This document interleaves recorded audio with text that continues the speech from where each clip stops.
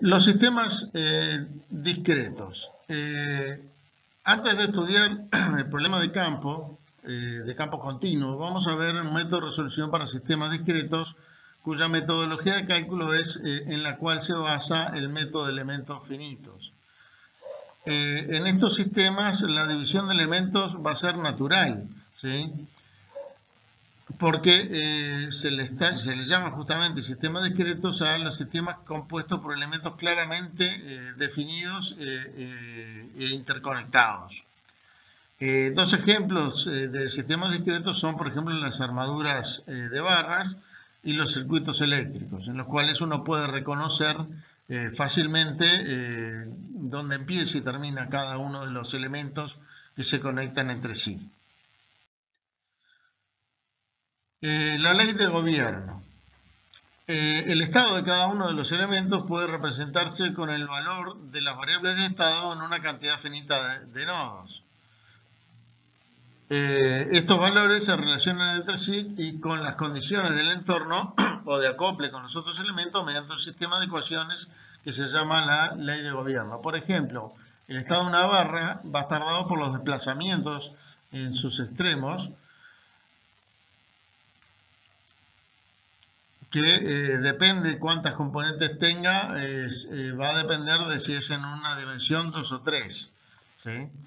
Y ese estado se va a relacionar con las fuerzas aplicadas en los nodos, ¿sí?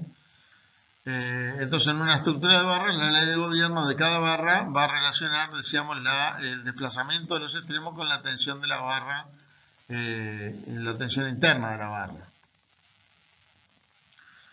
En un circuito eléctrico, la ley de gobierno de cada componente va a relacionar el voltaje en sus extremos o en sus conectores con la corriente que pasa por el componente. Condición de compatibilidad.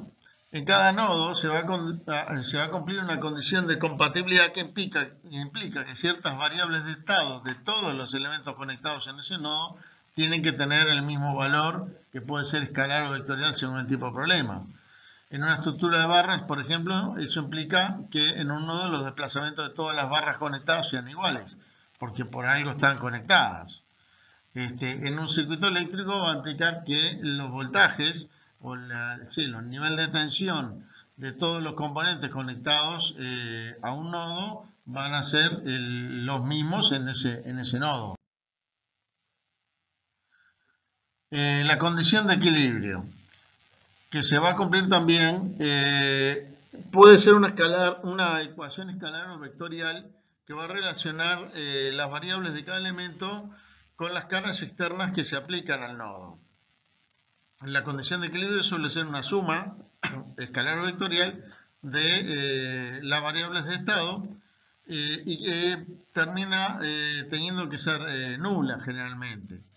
En una estructura de barras, por ejemplo, implica que en un nodo la suma de todas las tensiones más las cargas externas aplicadas al nodo va a ser nula.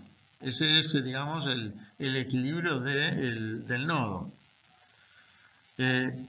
Bueno, estamos suponiendo que vamos a estar estudiando problemas de estática, por eso es que la suma de todas esas fuerzas va a ser igual a cero. Si no, sería igual a la masa asociada por la aceleración, ¿sí?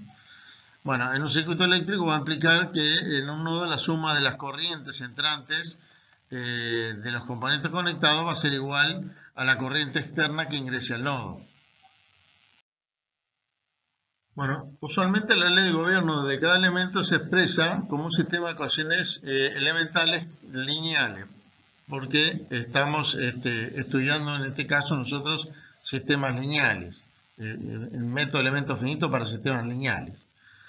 Se va a definir un vector global de variables que U con uno o más componentes por nodo, que van a ser los grados de libertad, y las condiciones de compatibilidad van a implicar que ciertos componentes de ese vector U del elemento de todos los elementos conectados al mismo nodo van a ser iguales entre sí.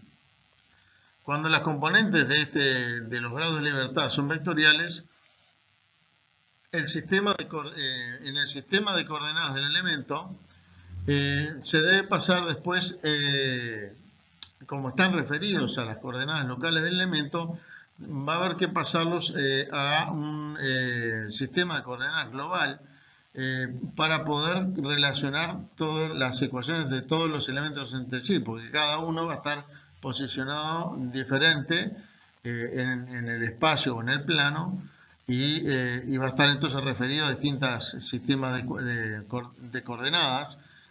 Vamos a tener entonces que hacer mediante rotaciones de coordenadas, pasar todos a un sistema común que se llama sistema global de coordenadas, antes de poder igualar o relacionar los grados de libertad de un elemento con el de otro.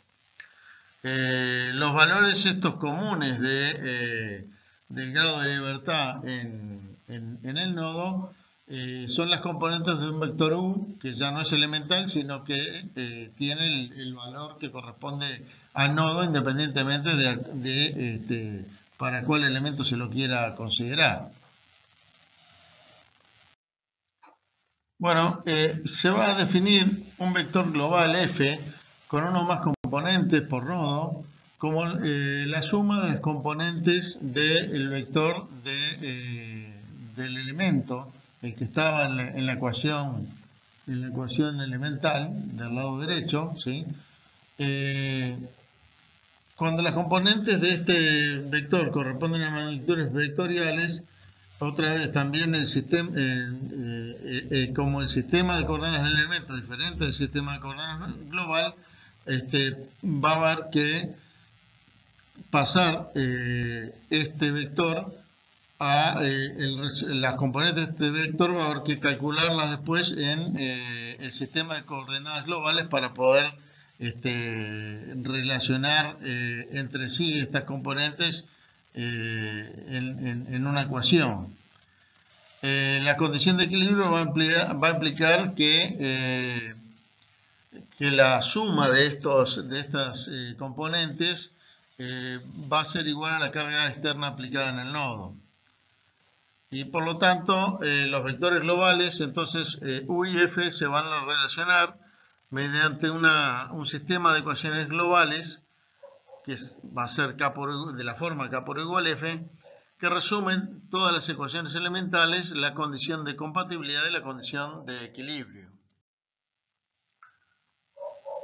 El sistema global va a tener tantas variables y ecuaciones como la cantidad de grado de libertad por nodo, que es la cantidad de variables de estado independientes en un nodo por la cantidad de nodos. En un circuito eléctrico, por ejemplo, hay un grado de libertad por nodo solamente, que es el voltaje. En un sistema de barras en dos dimensiones va a haber 2 grados de libertad por nodo, que son el desplazamiento lateral y axial del extremo de la barra. Y en un sistema de vigas en 2 dimensiones va a haber 3 grados de libertad por nodo, porque no solamente vamos a tener desplazamiento del extremo de la barra, sino la posibilidad de un ángulo de flexión de la barra, de la viga. La barra justamente no se flexiona porque no transmiten el momento.